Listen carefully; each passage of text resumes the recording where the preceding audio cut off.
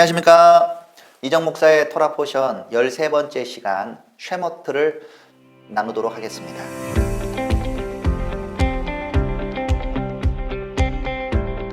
이번 주 파라샤 제목은 쉐모트입니다. 이름들이라는 건데요. 출애굽기 1장 1절부터 6장 1절까지 말씀인데 이스라엘 백성이 애굽 땅에 가서 고난을 당하게 됩니다.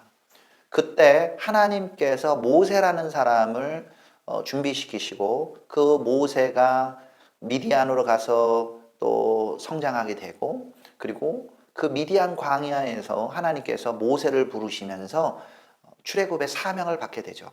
그리고 이 사명을 받은 모세가 다시 애굽 땅에 돌아와서 자기의 형과 가족들을 만나고, 그리고 장로들을 설득하고, 그리고 애굽의 바로 앞에 서면서 내 백성을 가게 하라 하는 이야기가 초반부가 되겠습니다.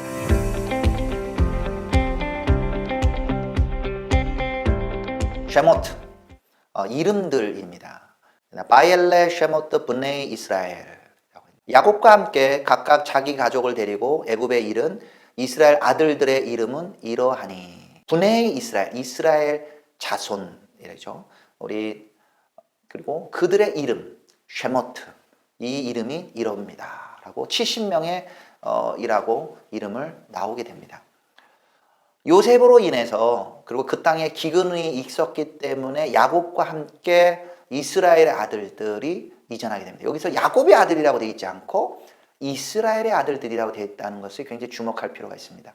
그들이 애굽 땅으로 가게 된 것은 야곱이 자의적으로 선택해서 피해서 간 것이 아니라 하나님의 뜻 가운데서 가게 됐다는 것을 분명히 말하게 되고, 이스라엘이라는 말을 통해서 하나님의 계획 안에 그 아들들이 애굽 땅에 거처하고 있다는 것을 보여주고 있는 거죠. 이 말씀은 창세기 46장 3절에 조금 더 부연 설명할 수가 있는데요. 요셉이 애굽에 있다는 소리를 들었지만 그것을 가야 되나 말아야 될까 고민될 수도 있는 그 시점에 하나님이 야곱에게 나타나게 되죠. 하나님이 이르시되 나는 하나님이라 내 아버지의 하나님이니 애굽으로 내려가기를 두려워하지 말라. 내가 거기서 너로 큰 민족을 이루게 하리라. 내가 너와 함께 애굽으로 내려가겠고 반드시 너를 인도하여 다시 올라올 것이며 요셉이 그의 손으로 내 눈을 감기리라 하셨더라. 애굽 땅에 내려간 것은 하나님이 함께 내려가고 함께 인도하는 걸음이라는 것을 분명히 얘기하는 겁니다. 그래서 이스라엘의 아들들 70명으로부터 시작해서 그들은 그 땅, 애굽 땅이 물론 약속의 땅은 아니지만 하나님이 인도한 땅이기 때문에 그 임시 거처지만 그들이 그곳에서 성장하게 됩니다. 그들이 요셉 이후에 고난을 당하게 됩니다. 하지만 하나님은 이 파라샤 제목처럼 그 사람들의 이름들을 기억하신다는 겁니다. 고난 중에 있는 이스라엘 아들들의 이름을 기억하신다. 하나님께서 아브람과 이삭과 야곱에게 하신 약속 그대로 내가 너를 인도하여 다시 올라올 것이다 말씀을 어떻게 신실히 지키시는지를 이 쉐모트를 보면서 깨닫게 됩니다. 이스라엘 백성은 하나님이 함께 하시고 복 주신 민족이 되었지만 요셉을 알지 못하는 바로가 등장하니까 이 민족들은 굉장히 고난을 당하게 됩니다. 그들에게 많은 노동이 주어지게 되고 나아가서는 히브리 남자들을 죽이라는 명령을 받게 됩니다. 애굽 왕이 히브리 산파 십부라라 하는 사람과 부하라는 사람에게 말하여 이르되 너희는 히브리 여인을 위하여 해산을 도울 때 그 자리를 살펴서 아들이거든 그를 죽이고 딸이거든 살려두라. 애굽 왕이 산파를 불러 그들에게 이르되 너희가 어찌하여 이같이 남자 아기들을 살렸느냐. 산파가 바로에게 대답하되 히브리 여인은 애굽 여인과 같지 아니하고 건장하여 산파가 그들에게 이르기 전에 해산하였더이다 하매 하나님이 그 산파들에게 은혜를 베푸시니 그 백성은 번성하고 매우 강해지니라. 남자아이가 태어날 때 산파 보고 죽이라고 합니다. 끔찍한 일이죠. 그런데 그 부당한 명령을 받는 그 산파들은 이 명령을 지키지 않습니다. 하나님을 두려워하기 때문에 히브리 남자들을 살려두고 그리고 하나님이 주신 말을 가지고 바로에게 말하게 됩니다. 그래서 이 산파들도 은혜를 받게 되고 이스라엘 백성은 점점 더 번성하고 강해지게 됩니다. 히브리 산파가 말을 안 들으니까 이제는 어떻게 합니까? 그 남자아이들을 나일강에 던지라고 합니다. 이렇게 끔찍한 악독한 이 통치자가 어디 있습니까? 22절에 보면 그러므로 바로가 그의 모든 백성에게 명령하여 이르되 아들이 태어나거든 너희는 그를 나일강에 던지고 딸이거든 살려두라 하였더라. 약속의 아이들을 죽이고자 하는 사단의 괴계는 이 출애굽기 때부터 이미 시작된 거죠. 출애굽기 2장에 보면 하나님께서 이스라엘 백성을 구원하는 이 중요한 역할에 모세라는 사람을 준비시킨 것을 우리가 볼 수가 있습니다. 첫 번째, 그는 믿음의 가정에서 태어났습니다. 그의 아버지 아므람과 요게벳의 아들로 태어났죠. 출애굽기 2장 1절에는 레위 가족 중 한 사람이 가서 레위 여자에게 장가들어 그 여자가 임신하여 아들을 낳으니 그가 잘생긴 것을 보고 석 달 동안 그를 숨겼으나 더 숨길 수 없게 되매 그를 위하여 갈대 상자를 가져다가 역청과 나머진을 칠하고 아기를 거기 담아 나일 강가 갈대 사이에 두고 그의 누기가 어떻게 되는지를 알려고 멀리 섰더니 어머니가 그 아들이 잘생기는 것을 보고 석 달 동안 숨겼다고 했습니다. 그러니까 이 믿음이 있는 거죠. 그 아이가 특별한 아이라는 것을 아는 겁니다. 물론 나중에 이 아이가 너무 커서 숨길 수가 없게 될 때 그를 갈대 상자에 두어서 나일강에 두지만 그의 누이가 어떻게 되는지 알려고 지켜보고 있었다 하는 걸 보면 그 어머니와 누이는 하나님에 대한 어떤 믿음이 있었다고 봅니다. 그 믿음의 가정 가운데 이 모세가 태어나게 되죠. 두 번째, 그런데 정말 하나님이 이 응답을 하십니다. 바로의 딸이 그곳에 나일강에 왔다가 이 갈대 상자를 보고 그 아이를 구하게 됩니다. 그때 그의 누이 미리암이 가서 여기 아이의 필요한 유모가 필요하지 않습니까? 하면서 결국은 그 어머니에게 돌아오는 기적이 일어나게 되죠. 9절과 10절에 보면 바로의 딸이 그에게 이르되 이 아기를 데려다가 나를 위하여 젖을 먹이라. 내가 그 삭을 주리라. 여인이 아기를 데려다가 젖을 먹이더니 그 아기가 자라매 바로의 딸에게로 데려가니 그가 그의 아들이 되니라. 그가 그의 이름을 모세라 하여 이르되 이는 내가 그를 물에서 건져내었음이라 하였더라. 아이를 숨길 수 없어서 내어줬지만 참 놀라운 일은 바로의 딸로 인하여 아이를 구했을 뿐만 아니라 아기를 다시 되찾아서 아이에게 젖을 먹이고 그를 히브리의 사람으로 하나님의 말씀으로 양육할 수 있는 기회가 주어지고 거기에 대한 삭도 받았다는 거죠. 이 모세를 하나님이 준비한 것을 보면서 우리는 좀 우리가 살고 있는 이 시대, 지금 코비드 19을 통하여 정말 이 시대가 이제까지 겪지 못했던 혼란 속을 통과하고 있습니다.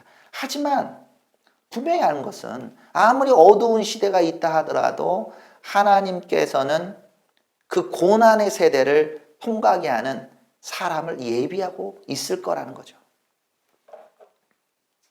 그런 예비된 사람이 저와 여러분들, 그리고 여러분들의 자녀가 될 줄을 저희가 소망합니다. 이스라엘 백성들이 자신의 그 고통, 노동, 그리고 아이들까지 죽여야 되는 그 탄식의 소리가 하늘에 상달됩니다. 23절에 여러 해 후에 애굽 왕은 죽었고 이스라엘 자손은 고된 노동으로 말미암아 탄식하며 부르짖으니 그 고된 노동으로 말미암아 부르짖는 소리가 하나님께 상달된지라. 하나님의 그들의 고통 소리를 들으시고 하나님이 아브람과 이삭과 야곱에게 세운 그의 언약을 기억하사 하나님이 이스라엘 자손을 돌보셨고 하나님이 그들을 기억하셨더라. 하나님이 이스라엘 자손들을 기억했다는 거예요. 근데 기억한 때 쓰는 것이 바로 이름입니다. 이스라엘에 가보면은 야드 마셴이라고 있죠. 야드가 손이고 바는 엔드고 셴은 이름입니다. 이름을 손에 새겨서 기억한다. 그러니까 이번 주 파라샤의 제목처럼 하나님은 그 고통 중에 있는 이스라엘 백성들, 이스라엘 아들들의 이름들을 기억하고 계신 거예요. 그 고통 소리를 듣고 계시고 그 고통 소리를 통하여 하나님이 언약을 기억하시는 겁니다. 아브람과 이삭과 야곱에게 세운 그의 언약을 기억하셨더라. 참 이스라엘 백성을 하나님이 애굽 땅에서 구해내는 것은 이스라엘 백성이 하나님께 구원받을 만한 가치가 있거나 그런 행동을 해서가 결코 아닙니다. 출애굽기의 주제는 바로 하나님께서 그 언약을 어떻게 신실히 지키시는지, 그 언약을 인하여 하나님이 그의 백성들의 이름을 어떻게 기억하시는지를 보는 것이 가장 중요합니다. 구원받은 행위, 이것이 아니라 언약으로 인한 기억이라는 것을 기억하면서 우리가 출애굽기를 보기를 원합니다. 하나님께서 모세를 준비시키십니다. 모세는 정말 특별한 구원을 받은 거죠. 하나님이 그를 물에서 구원해서 이름 그대로 물에서 구원하고 그리고 애굽의 공주의 아들로 자라게 합니다. 당시에 최고의 대접을 받고 최고의 교육을 받습니다. 그런데 자기가 자신의 힘으로 이스라엘 백성을 구원하려고 할 때는 그는 실패자가 됩니다. 우리 2장 11절에 보면 모세가 장성한 후에 한 번은 자기 형제들에게 나가서 그들이 고되게 노동하는 것을 보더니 어떤 애굽 사람이 한 히브리 사람 곧 자기 형제를 치는 것을 본지라. 좌우를 살펴 사람이 없음을 보고 그 애굽 사람을 쳐 죽여 모래 속에 감추니라. 이튿날 다시 나아가니 두 히브리 사람이 서로 싸우는지라. 그 잘못한 사람에게 이르되 내가 어찌하여 동포를 치느냐 하매 그가 이르되 누가 너를 우리의 다스리는 자와 재판관으로 삼았느냐. 내가 애굽 사람을 죽인 것처럼 나도 죽이려느냐. 모세가 두려워하여 이르되 이 일이 탈로 났도다. 자신의 생각으로 정말 히브리 내 동족 우리 어머니가 이 젖을 먹이면서 히브리 사람인가를 것을 분명히 가르쳤기 때문에 그런 마음이 있죠. 아 정말 이 히브리 동포들을 구해야 돼. 그렇지만 자신의 힘으로 할 때는 옆에 있던 히브리 사람들조차 그를 믿지 않습니다. 누가 너를 우리의 다스린 자와 재판관으로 삼았냐고. 그의 권위를 인정하지도 않고 그를 따르지도 않습니다. 그는 두려워서 결국 도망자가 되게 됩니다. 정말 이집트 공주의 아들로 최고로 높은 자리에까지 갔다가 완전히 바닥으로 떨어지게 됩니다. 그것도 자기 애굽 땅도 아니고 한 번도 가보지 못한 미디안 광야의 땅에 도망자로 전락하게 되는 거죠. 그가 이드로의 양을 치던 십보라를 만나고 거기서 결혼하게 됩니다. 그런데 여기서 중요한 포인트가 하나가 있습니다. 출애굽기 2장 19절에 보면 그들이 이르되 한 애굽 사람이 우리를 목자들의 손에서 건져내고 우리를 위하여 물을 길어 양떼에게 먹였나이다. 아버지가 딸들에게 이르되 그 사람이 어디에 있느냐 너희가 어찌하여 그 사람을 버려두고 왔느냐 그를 청하여 음식을 대접하라 하였더라. 모세는 자신은 히브리 사람이라고 인식하고 있었어요. 그래서 자기 백성을 구원하기를 원했지만 객관적인 눈으로 보면 모세는 히브리 사람이 아닌 애굽 사람이라는 거죠. 그래서 그가 미디안에서 이드로와 이 사람들을 만났을 때 한 애굽 사람이라고 말하고 있죠. 객관적으로는 그는 애굽 사람으로 길러진 거예요. 그래서 40년 동안 그가 장인 이드로의 양떼를 치면서 그는 낮아지게 됩니다. 아, 내가 뭔가를 할 수 있다가 아니고 할 수 없구나. 그리고 두 번째는 자신이 가지고 있던 애굽 사람의 모습을 벗는 과정이었다고도 볼 수 있습니다. 40년이 지나면 이제 그를 애굽 사람이라고 말할 사람은 없겠죠. 그런데 여기서 참 주목할 점은 왜 이스라엘 구원이 이렇게 늦어지지? 하는 생각을 좀 들게 됩니다. 정말 모세가 태어날 당시에도 남자아이들을 나일강에 버리라고 했는데 모세가 자라는 기간이 40년, 광야에서 양떼를 치던 40년, 거의 80년이라는 세월 동안 하나님의 구원이 늦어진 것처럼 보일 수 있습니다. 네, 어떤 사람은 굉장히 늦겠죠. 하지만 하나님의 계획은 있다는 거죠. 그래서 이스라엘의 구원도 늦을 수도 있고 또 개인의 삶과 주님의 구원도 늦어질 수 있다는 겁니다. 우리 이미 창세기 나눌 때 이미 야곱의 삶도 생각보다 늦어지게 되고 요셉의 삶도 고난도 늦어지게 된 것을 우리가 보게 됩니다. 그래서 우리는 하나님의 그 시간표가 우리하고는 다르다는 것을 인정해야 됩니다. 호렙산에서 주님께서 모세를 부르십니다. 그가 미디안 제사장 이드로 양떼를 치고 있을 사이에 떨기나무 가운데 여호와의 사자가 그에게 나타나십니다. 그런데 떨기나무가 불이 붙었으면 떨기나무가 타서 없어져야 되는데 타지 않고 거기서 불만 타고 있는 거예요. 그리고 말씀하십니다. 하나님이 이르시되 이리로 가까이 오지 말라. 내가 선 곳은 거룩한 땅이니 내 발에서 신을 벗으라. 또 이르시되 나는 내 조상의 하나님이니 아브라함의 하나님, 이삭의 하나님, 야곱의 하나님이라. 모세가 하나님 배웠기를 두려워하여 얼굴을 가리매. 40년 동안 양을 떼를 치면 호렙산뿐만 아니라 여러 군데를 쳤을 거예요. 평범한 광야같이 보이고 평범한 떨기나무처럼 보였겠지만 하나님이 나타나니까 그곳이 야곱이 경험했던 베이티엘이 되는 거죠. 하나님이 그곳에 나타나시는 겁니다. 그 하나님이 나타나신 곳, 그것이 하나님이 거하시는 초소가 되게 되고 그것은 거룩한 곳이 되게 됩니다. 나중에 이 하나님의 산 호렙은 이스라엘 백성들이 애굽 땅에서 떠나서 하나님 앞에서 십계명과 하나님의 계명을 받은 곳이고 나중에 엘리야가 이세벨을 피하여 또 하나님 앞에 사명을 받은 그 산이 되게 되겠습니다. 여기서 모세는 하나님께 중요한 사명을 받게 됩니다. 6절에 또 이르시되 나는 내 조상의 하나님이니 아브라함의 하나님, 이삭의 하나님, 야곱의 하나님이라. 모세가 하나님 배웠기를 두려워하여 얼굴을 가리매 여호와께서 이르시되 내가 애굽에 있는 내 백성의 고통을 분명히 보고 그들이 그들의 감독자로 말미암아 부르짖음을 듣고 그 근심을 알고 내가 내려가서 그들을 애굽인의 손에서 건져내고 그들을 그 땅에서 인도하여 아름답고 광대한 땅, 젖과 꿀이 흐르는 땅, 곧 가나안 족속, 헷 족속, 아모리 족속, 브리스 족속, 히위 족속, 여부스 족속의 지방에 데려가려 하노라. 이제 가라. 이스라엘 자손의 부르짖음이 내게 달하고 애굽 사람이 그들을 괴롭히는 학대도 내가 보았으니 이제 내가 너를 바로에게 보내어 너에게 내 백성 이스라엘 자손을 애굽에서 인도하여 내게 하리라. 여기서 출애굽의 목적을 크게 세 가지로 볼 수가 있습니다. 첫 번째는 그들을 학대하던 애굽 사람의 손에서 건져낸다는 겁니다. 하나님께서 당신의 백성을 괴롭게 하는 원수의 손, 사단의 손에서 구원해 주는 거죠.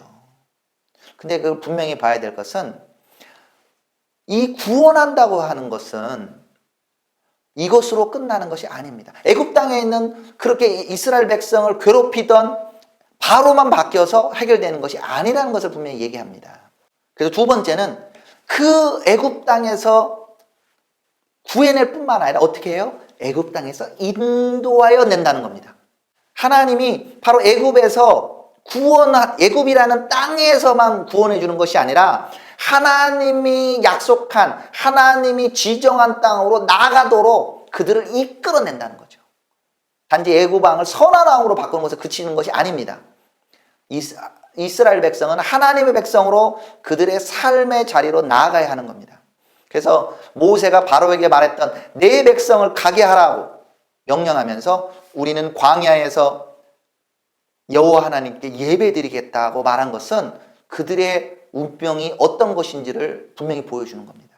바로 그들의 부르심에 따라 아브라함이 여정을 떠났던 레클레카, 너는 너의 고향과 친척과 아버지 집을 떠나라는 말처럼 이제는 한 사람이 아니라 한 가족이 아니라 애굽 땅에 있는 하나님의 백성 전체가 애굽에서 떠나야 되는 거죠. 그 다음에 이제 어디로 갑니까? 세 번째 단계는 구원하시고 떠나게 하고 약속의 땅으로 인도하신다는 겁니다. 하나님이 바로 아브라함과 이삭과 야곱에게 약속하신 그 땅으로 인도해내신다는 거죠. 레크레카에도 내가 내게 보여줄 땅으로 가라. 주님이 인도하십니다. 언제 이렇게 그 땅을 주시겠다고 구체적으로 말하십니까? 창세기 15장에 보면은 13절에 여호와께서 아브라함에게 이르시되 너는 반드시 알라. 내 자손이 이방에서 객이 되어 그들을 섬기겠고 그들은 400년 동안 내 자손을 괴롭히리니 그들이 섬기는 나라를 내가 징벌할지며 그 후에 내 자손이 큰 재물을 이끌고 나오리라. 그날에 여호와께서 아브라함과 더불어 언약을 세워 이르시되 내가 이 땅을 애굽 강에서부터 큰 강 유브라 때까지 내 자손에게 주노니 곧 겐 족속과 그니스 족속과 감몬 족속과 헷 족속과 브리스 족속과 느바 족속과 아모리 족속과 가나안 족속과 기르가스 족속과 여부스 족속의 땅이니라 하셨더라. 모세에게 주신 사명이 이미 창세기 15장에 기록이 되어 있는 거죠.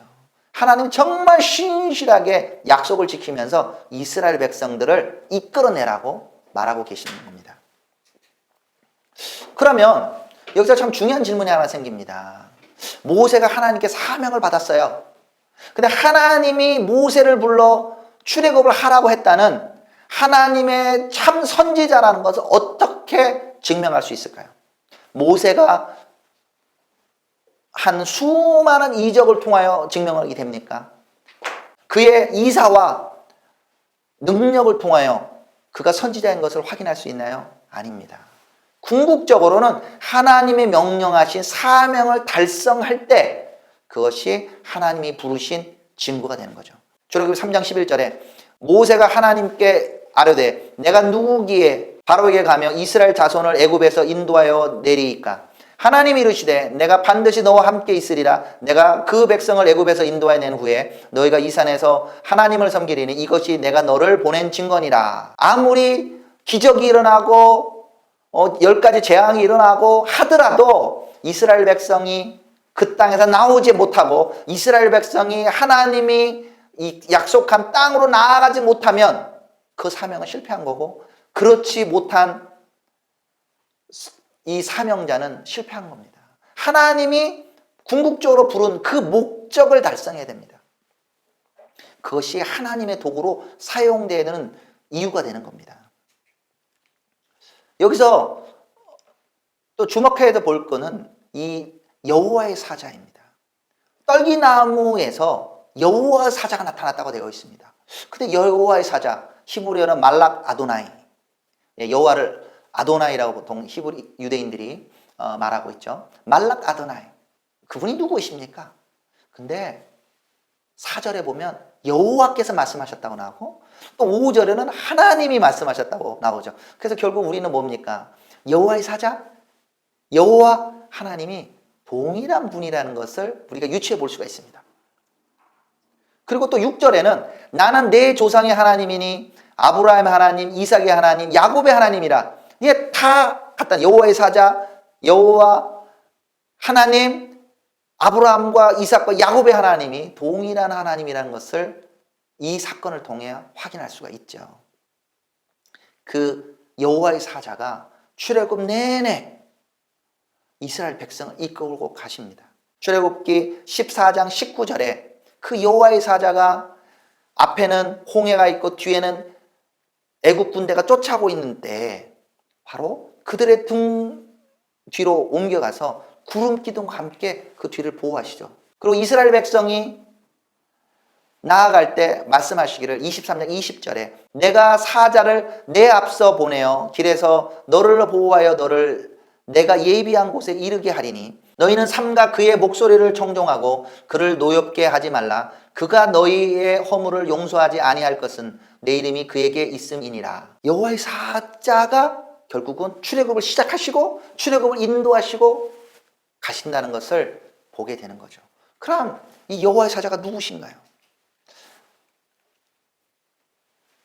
모세가 그분께 묻습니다. 당신의 이름이 어떻게 되시나요? 그때 이렇게 대답하십니다. 14절에 하나님이 모세에게 이르시되 나는 스스로 있는 자이니라. 또 이르시되 너는 이스라엘 자손에게 이같이 이르기를 스스로 있는 자가 나를 너희에게 보내셨다 하라. 예흐예 아쉐르 에흐예. 영어로는 I am who I am. 나는 스스로 있는 자다. 나는 나다. 라는 라고 직역을 할 수가 있죠. 이 말은 바로 피조물이 아니라 하나님이라는 그 존재는 아무것도 없는 곳에서 만물을 창조하신 스스로 있는 창조주라는 것을 의미합니다. 창조주가 되시고 시작이시고 나중 되시는 그분이시죠. 이사야 44장 6절에 보면 이스라엘의 왕이신 여호와, 이스라엘 구원자이신 만군의 여호와가 이같이 말하노라. 나는 처음이요 나는 마지막이라. 나 이외에 다른 신이 없느니라고 말하고 있죠. 아무것도 없는 곳에서 스스로 계신 분.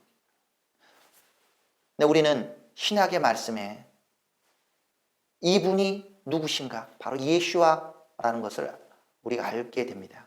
요한복음 1장 1절에 보면 태초에 말씀에 계시니라.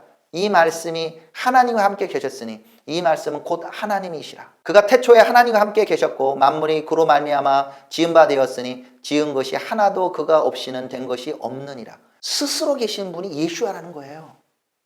그리고 예수님께서 말씀하시기를 요한복음 8장 58절에 예수께서 이르시되 진실로 진실로 너희에게 이르노니 아브라함이 나기 전부터 내가 있느니라 하시니 그들이 돌을 들어 치려하거늘 예수께서 숨어 성전에 나가시니라. 내가 있느니라 라는 말을 가지고 왜 사람들이 돌로 치려고 했느냐. 내가 있느니라를 헬라어로는 에고엠이라고 발음하는데 히브리어로 나는 스스로 있는 자라는 거하고 똑같은 말이죠. 그 표현을 쓰니까 네가 감히 어떻게 하나님의 표현을 쓸 수 있어. 그래서 돌을 들어서 예수님을 치러 한 거죠.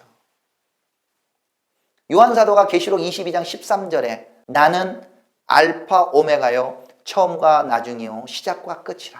출애굽 과정에서도 그 예수와께서 모세에게 사명을 주고 이스라엘 백성을 기억하고 그들의 이름을 기억해서 인도하셨다는 것을 여기서 우리가 분명히 깨닫게 됩니다.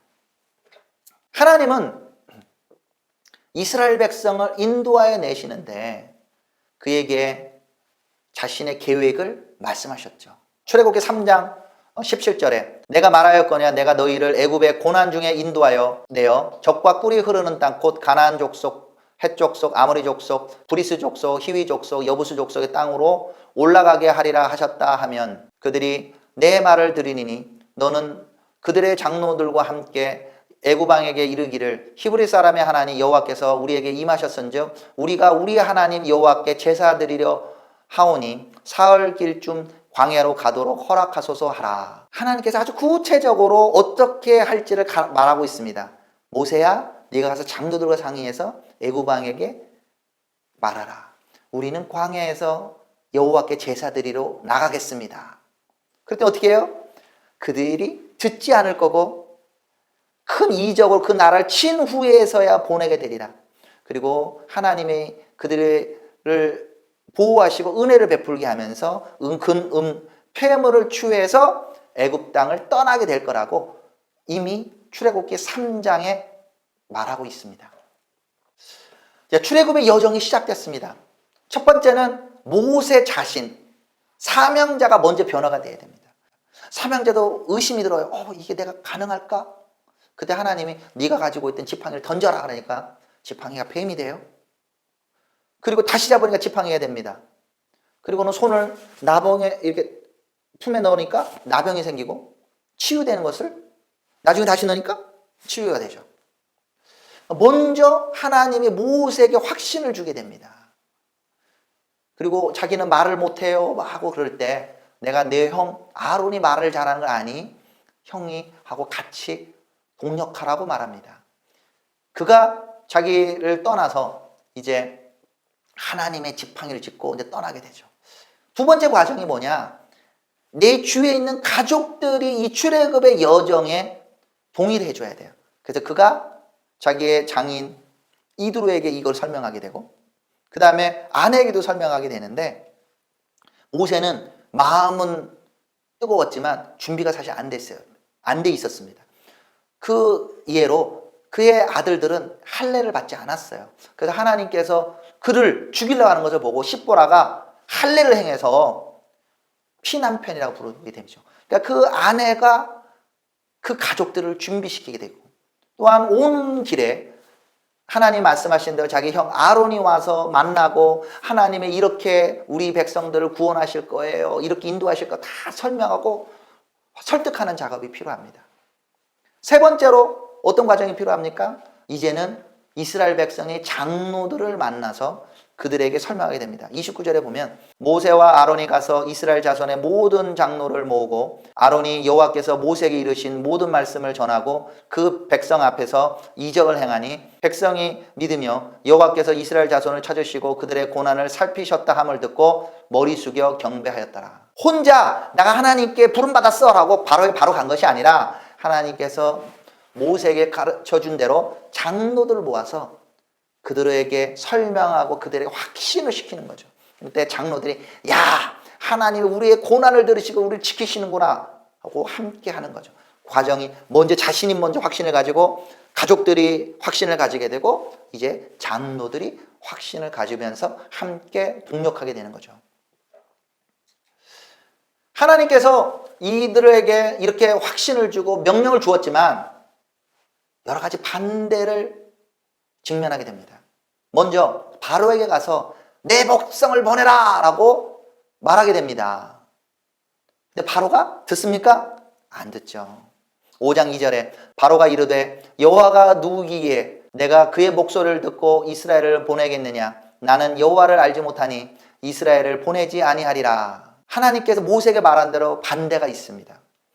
근데 여기서 주목할 점은 처음에는 주님께 은혜를 듣고 와, 하나님 우리의 고난을 돌보셨구나 하고 동참했던 장로들이 흔들리게 됩니다. 바로가 이 사람들이 딴 생각이 많은 거는 일이 적어서 그런 것 같다. 일을 더 많이 줍니다. 뭐 볏집도 주지 않고 이들에게 집도 주지 않고 벽돌을 만들게 하고 막 이러니까 이 장로들이 뭐라고 말하냐면 그들이 바로를 떠나 나올 때 모세와 아론이 길에서 서 있는 것을 보고 그들에게 이르되 너희가 우리를 바로의 눈과 그의 신하의 눈에 미운 것이 되게 하고 그들의 손에 칼을 주어 우리를 죽이게 하는도다. 여호와는 너희를 살피시고 판단하시기를 원하노라. 이 장로들과 백성들은 그 반대를 극복할 힘이 아직 없었어요. 그때 모세는 하나님께 나아갑니다. 하나님, 당신께 말씀하신 대로 인도해 주십시오. 이번 주 파라샤의 끝에 그가 기도하는 장면이 나옵니다. 여호와께서 모세에게 이르시되 이제 내가 바로에게 하는 일을 내가 보리라. 강한 손으로 말미암아 바로가 그들을 보내리라. 강한 손으로 말미암아 바로가 그들을 그의 땅에서 쫓아내리라. 아멘. 네, 모세가 힘이 있어. 장로들이 힘이 있어. 바로가 마음이 바뀌어서 나간 게 아닙니다. 바로 하나님께서 그 일을 행하신 거고 행할 것이라고 분명히 말하고 있다는 거죠.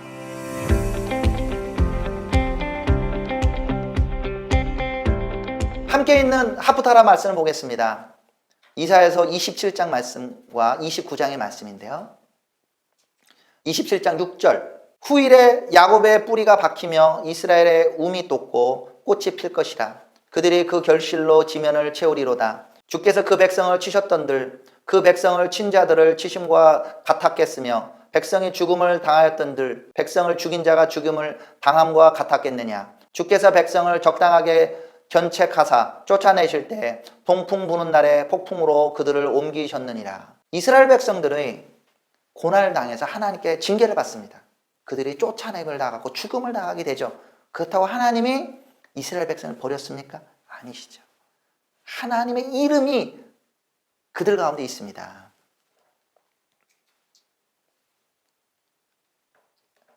29장 22절과 23절 함께 읽게 되는데요.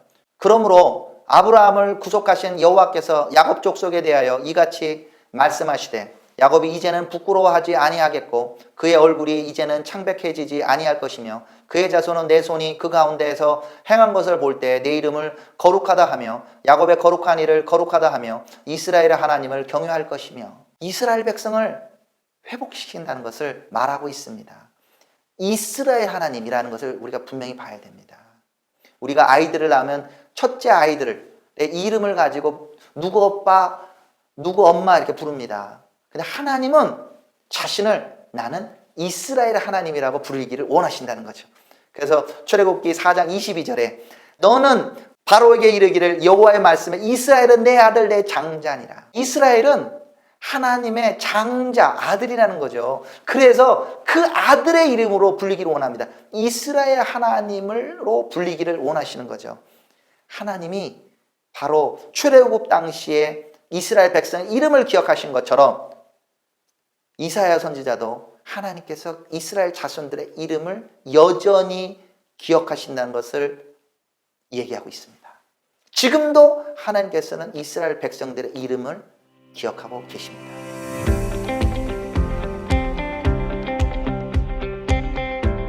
함께 있는 신약의 말씀은 사도행전 7장 17절부터 35절까지 말씀인데요. 스데반이 설교를 하게 됩니다. 그 가운데서 이 출애굽의 의미를 설명하게 되죠.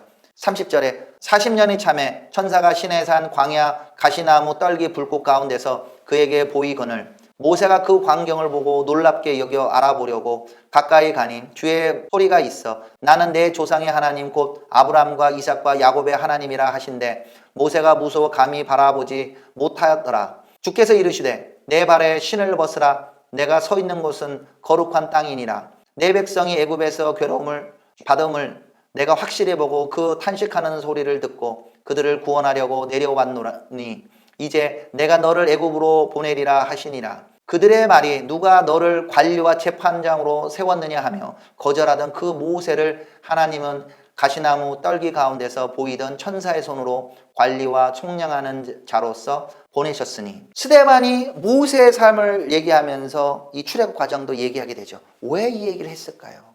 37절에 그 이유가 나옵니다. 이스라엘 자손에 대하여 하나님이 너희 형제 가운데 나와 같은 선지자를 세우리라 하던 자가 곧 이 모세라. 시내산에서 말하던 그 천사와 우리 조상들과 함께 광야교에 있었고 또 살아있던 말씀을 받아 우리에게 주던 자가 이 사람이라. 그 천사가 아니고 말락 아도나이예요. 여호와의 천사라기보다 여호와의 사자. 우리에게 조상들과 함께 광야교에 있었고 또 살아있던 말씀을 받아 우리에게 주던 자가 이 사람이라. 그분이 누구신가요? 예수아라는 겁니다. 52절에 너희 조상이 선지자들 중에 누구를 박해하지 아니하였느냐 의인이 오시리라 예고한 자를 그들이 죽였고 이제 너희는 그 의인을 잡아준 자요 살인한 자가 되나니 너희는 천사가 전한 율법을 받고도 지키지 아니하였도다 하니라. 이거 난 다음에 이 천사라고 기록되어 있지만 말락 아도나이 여호와의 사자가 준 율법을 받고 지키지도 안 하고 그를 죽였다. 그러니까 사람들이 열이 받아서 돌을 들어 스데반을 죽이게 됩니다. 그래서 이 스데반의 이 설교를 통해서 우리는 출애굽의 주인공은 말락 아도나이 바로 예수아라는 것을 분명히 알게 됩니다.